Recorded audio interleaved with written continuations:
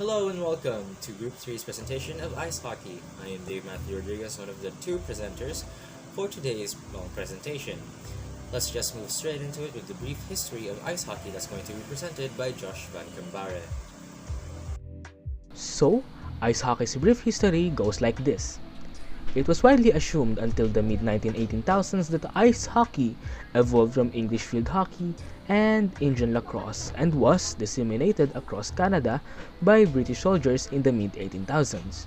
The Mi'kmaq, Indians of Nova Scotia, played the hockey-like game in the early 18,000s that appears to have been greatly influenced by the Irish game of hurling.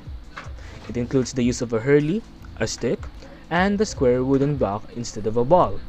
This game was most likely what spread across Canada via Scottish and Irish immigrants and the British troops. So, it's really hard to find the origin of the ice hockey, but we know for sure that ice hockey was influenced by pre-existing games, like said lacrosse or English field hockey. As we continue, the French word hockey, shepherd stick, has been credited to the name hockey. As the organized game became known, the term rink was first used in the game of curling in 18th century Scotland to refer to the designated playing area. Early hockey games featured up to 30 men per team on the ice, while the goals consisting of two stones frozen into one end of the ice. The first time a puck was used instead of a ball was in 1860 at Kingston Harbour, Ontario, Canada. Now, let's move on to the facilities and equipment used in ice hockey. First of all is the puck. The puck is a three-dimensional circular puck made out of black vulcanized rubber material. It typically measures around 80 to 85 millimeters in diameter and 25 to 30 millimeters in thickness.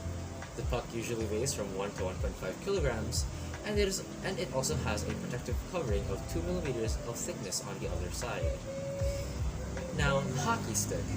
The hockey stick is basically made of wood and graphite and is around 150 to 200 centimeters in length, with a flat horizontal extension known as the blade. The blade is positioned at an angle of 135 degrees, making the hockey stick look like the alphabet L. Moving on, the helmet. A helmet, or an ice hockey helmet, comes with an optional face cage and is mandatory for all the players to wear. These helmets are made out of stiff, however flexible thermoplastic outer with a strong shock absorber padding on the inside to avoid head and facial injuries. Next, the mouth guard. The mouth guard is usually worn to avoid teeth and jaw injuries from knockdowns and falls. A custom-made plastic mouth guard is obligatory for players on the ice. Next is the neck guard. The neck guard comes with outer nylon plates and inner padding as a wound resistance for both skaters and goalies to avoid injuries on the neck and throat areas. Next is the shoulder and arm pads. It is a key piece of equipment with hard outer made of plastic and shock absorbing from the inside. It gives the players a broad shouldered look, and these pads mainly guard the shoulders, chest, spine, and ribs in a case of collision between skaters to play. Moving on to the elbow pads, they guard the elbow joints, upper and lower arms, and forearms from fractures. Next is the gloves. Hand gloves made with leather and thick padding linen helps to protect the player's fingers and hands from strong impacts on the rink. Hockey pants. Nylon, knee-length pants come with safety belts to hold the hip, tailbone, thigh, and pelvic pads on the inner side. Next is the shin pads. The knee and leg calf protector with strong plastic outer to shield against skates, sticks, pucks, and other injuries available. And it is also available in different sizes based on the player's height and leg measurements. Next is the hockey socks. A little different from the original socks, ice hockey socks are made out of knitted wool without the foot portion to cover the shin pads. The foot portion of the player in this game is used to balance the skate. Next is the ice skates. The ice skaters need firm outer shell boots and memory foam inner side with rounded heels and attachable skate blades, which is quite essential for ice hockey skaters. Unlike normal skaters, Goalies need thick blades with more radius and lesser amount of ankle support to easily glide in their skates. The goalie's boots is nearby to the ice surface than the skater's boot to stop pucks from sliding between his boots and outer skates. Next is the jersey. A nylon material, loose-colored shirt with colors side panels is worn by all players. Usually the players' names and numbers are mentioned by their team color. Next is the chest and arm protector. Goaltenders need to put on a thick foam-padded chest and arm guard extended to the abdomen and knotted with hockey pants to ensure seamless protection to goalies' forearms, biceps, ribs, and abdomen. The blocker. Goaltenders need to wear blockers on one hand to hold the hockey stick. These rectangular padded gloves are used to block the pucks and bounce them back on the ice. Next is the catch glove or trapper. Goaltenders put on a catch glove usually thicker than any normal leather glove on the other hand to block the puck by holding a rapid shot. And finally, the leg pads. Goaltenders and most notable equipment on the ice are completely flat-faced, extensively foam-padded leg pads. These pads are worn by goaltenders on the top of their shin pads or for additional protection and to appropriately block the puck with these pads. And that is it for the facilities and equipment used in ice hockey. Moving on to the rules of the game by Josh Van Cambare. Now that that's done, let's go over the rules of the game. Ice hockey face-offs. Face-offs are used to begin periods of play as well as to restart play after a pause. A face-off consists of two opposing players standing opposite each other about one stick blade apart, with the puck dropped between them by the official. The two players then compete for the control of the puck. The objective of the game of ice hockey. Simply put, the goal of ice hockey is to score more goals than your opponent by getting the puck into their goal. A goal is only scored when the entire puck crosses the goal line. Because it is forbidden to kick the puck across the line or volley it in, players must hit the puck with their stick as it comes into contact with the ice in order to score. Deflections of other players, especially the goalie, sometimes known as the goaltender, are, however, valid goals. How long is a game of ice hockey? Matches are divided into 3 to 20-minute halves. Every time play is paused, the clock stops, which means that every second counts. Teams in ice hockey.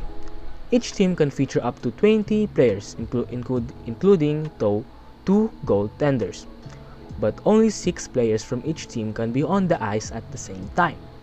Substitutions are permitted at any time throughout the game. The playing zones in ice hockey matches. The ice is delineated by a succession of red and blue lines. The red, central, line splits the ice into two halves, while the blue lines divide it into 3 equal zones: defending, neutral, and attacking. Rules of ice hockey. There are only 2 basic rules in ice hockey. Offside. If an attacking player reaches the opposing defense zone, denoted by the blue line, before the puck, he or she will be called offside. If this occurs, play will be stopped and a face-off will be held in the neutral zone. Icing. The term icing refers to a player striking the puck from his or her own half across the other team's goal line without it deflecting off or colliding with another player, including a goalkeeper. If this occurs, play will be halted and the puck will be returned to the point where the pass originated, with no goal given. Let's now move on to the health benefits of playing ice hockey. Cardiovascular exercise. When you move, your breathing and heart rate increases, resulting in calorie burn, fat loss, and improved cardiorespiratory health. This is known as aerobic exercise. This type of exercise also helps with weight maintenance and the avoidance of sickness. Hockey is a type of cardiovascular training, and your body will benefit whether you are skating or sprinting, because the game is start and stop nature.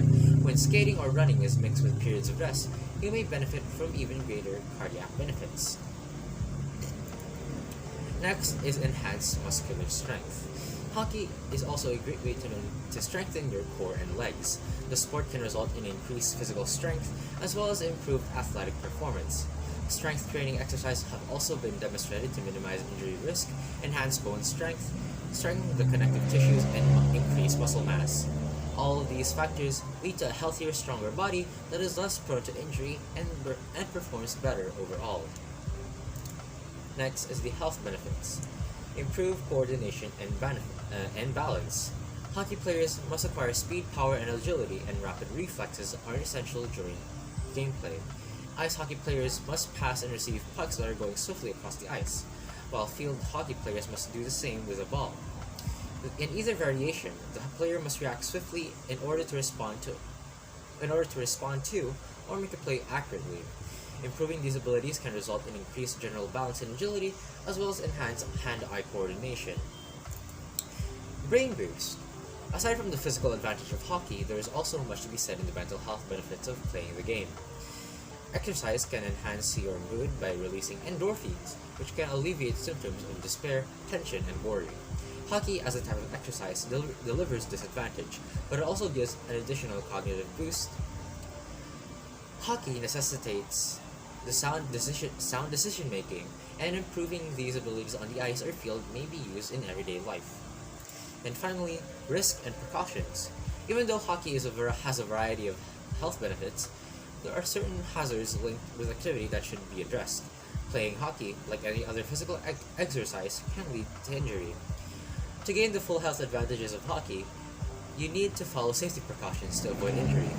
Wearing the proper safety gear and warming up, and cooling down before and after play, and exercising good sportsmanship are all examples of good sportsmanship. The following is the references used in this presentation, and finally, the end credits.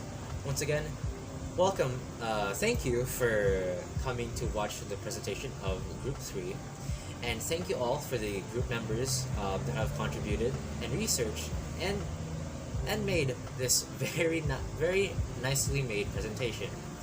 This is Dave Matthew Rodriguez, one of the reporters for Group 3, and I'll be seeing you next time.